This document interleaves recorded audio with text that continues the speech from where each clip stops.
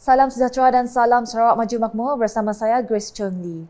Tumpuan berita Premier Sarawak Datuk Petinggi Tan Sri Dr. Abang Amnon Zahari Tun Datuk Abang Openg telah mempengerusikan Pra-Mesyuarat Sarawak Petronas Annual Strategic Dialogue 2023 bertempat di The Ritz-Carlton Kuala Lumpur pada malam Selasa. Mesyuarat tersebut sebagai persiapan sebelum menghadiri Sarawak Petronas Annual Strategic Dialogue 2023 yang diadakan pada Rabu bertempat di Petronas Twin Tower Kuala Lumpur. Terdahulu, Premier Sarawak dijadual menerima kunjungan hormat daripada Presiden dan Ketua Eksekutif Petronas Datuk Tengku Muhammad Taufik Tengku Khamat Jaja Aziz di Petronas Twin Tower. Hadir sama dalam pra-mesyuarat itu ialah Timbalan Premier Sarawak Datuk Amar Awang Tengah Ali Hassan, Setiausaha Kerajaan Sarawak Datuk Amar Muhammad Abu Bakar Marzuki, Timbalan Menteri di Jabatan Premier Sarawak Undang-Undang MA 63 dan Hubungan Negeri Persekutuan Datuk Sharifah Hasidah Said Aman Ghazali dan Timbalan Setiausaha Kerajaan Sarawak Perancangan Ekonomi dan Pembangunan Datuk Dr. Muhammad Abdullah Zaidil. Selain itu turut hadir Peguam Besar Sarawak Datuk Safri Ali, Setiausaha Kewangan Negeri Datuk Sri Dr. Wan Lezosman Wan Omar, Penasihat Kementerian Perdagangan Antarabangsa, Industri dan Pelaburan Mintret Datuk Sri Muhammad Naruddin Majais dan Penasihat Peguam Negeri Datuk Sri JC Fong.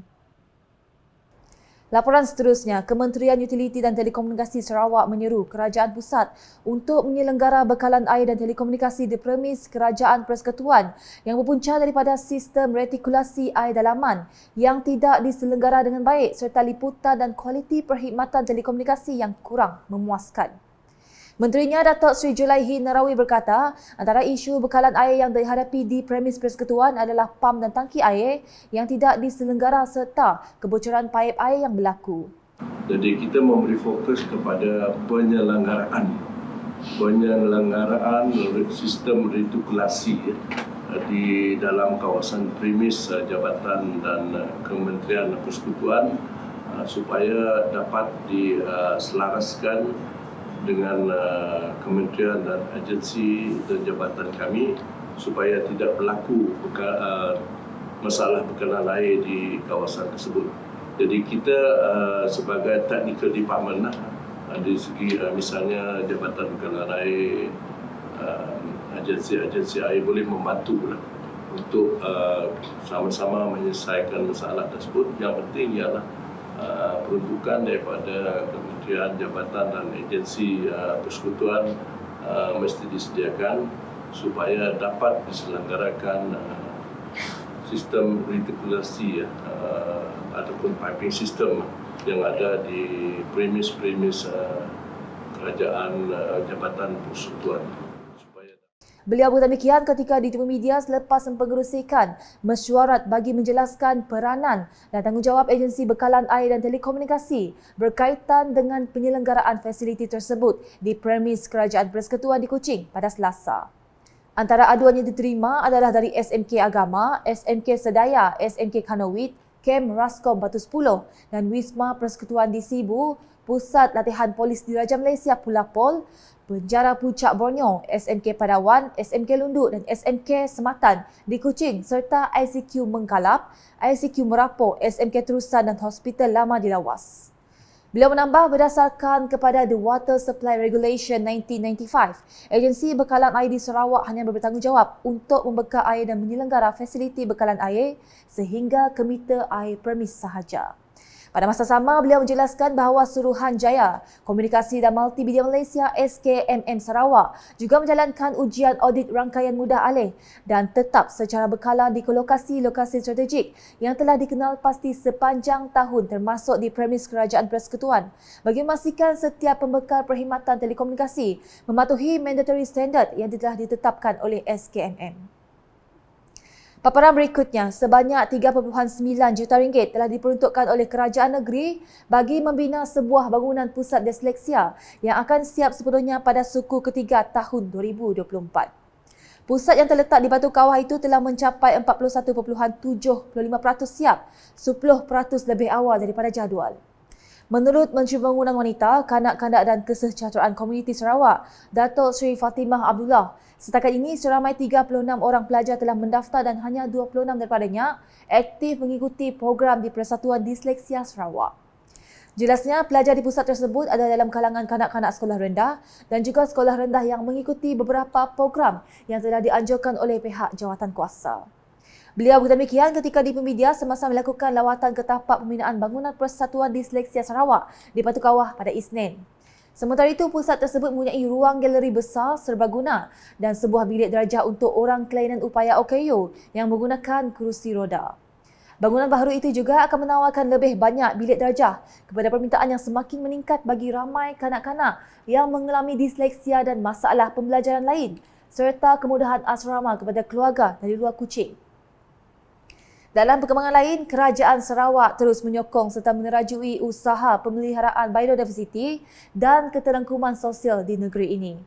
Timbalan Menteri Pelancongan, Industri Kreatif dan Seni Persembahan Sarawak, Datuk Snodan Lawan memberitahu usaha ini menyebabkan Kuching dipilih sebagai tuan rumah kepada Persidangan Makanan dan Masyarakat keempat yang bakal berlangsung pada 15 hingga 18 November ini.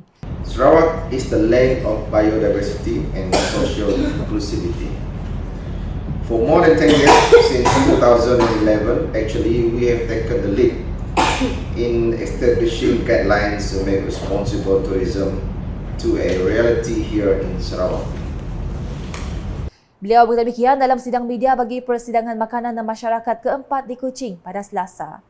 Tambahnya, persidangan tersebut yang bertemakan sistem makanan mampan dan inklusif itu bertujuan memelihara sistem makanan Sarawak yang berdiri di persimpangan antara warisan semula jadi dan budaya. Di Kuching, Sarawak kini mendahului negeri-negeri lain apabila mencapai rekod tertinggi dengan lebih 29.2 juta pokok ditanam setakat Oktober lepas. Pengarah Jabatan Hutan Sarawak, Datuk Hamdan Mohamad berkata, ia adalah usaha berterusan jabatan dalam mencapai sasaran menanam 35 juta pokok menjelang 2025 selaras dengan kempen penanaman 100 juta pokok di peringkat kebangsaan yang dilancarkan pada 5 Januari 2021. Menurut beliau, Sabah berada di kedudukan kedua carta dengan 14.2 juta pokok ditanam, kemudian diikuti Pahang 8.3 juta dan Kelantan 8.2 juta. Beliau berkata demikian semasa berucap dalam majlis seminar ekspedisi saintifik Jemoreng 2023 di Kuching pada Selasa. Hadirin menyempurnakan majlis berkenaan ialah Timbalan Menteri Jabatan Premier Sarawak, Unit Integriti dan Ombudsman, merangkap Ahli Dewan Undangan Negeri Adun Jemoreng, Datuk Mursyid Diraja Dr. Juanda Jaya, bagi mewakili Timbalan Premier Sarawak, Datuk Amar Awang Tengah Ali Hassan.